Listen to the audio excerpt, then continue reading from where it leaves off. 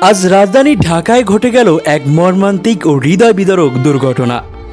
বাংলাদেশ বিমান বাহিনীর F-7 BGI মডেলের একটি প্রশিক্ষণ বিমান বিধ্বস্ত হয়েছে উত্তরার দিয়াবাড়ি মাইলস্টোন কলেজ এলাকায় সোমবার 21শে জুলাই দুপুর।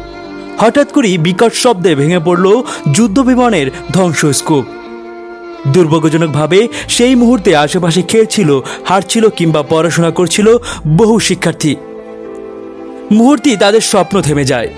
অনেক শিশুর প্রাণ চলে গেছে এই দুর্ঘটনায়। তাদের মা বাবার কান্নায় ছড়িয়ে পড়েছে চারদিকে।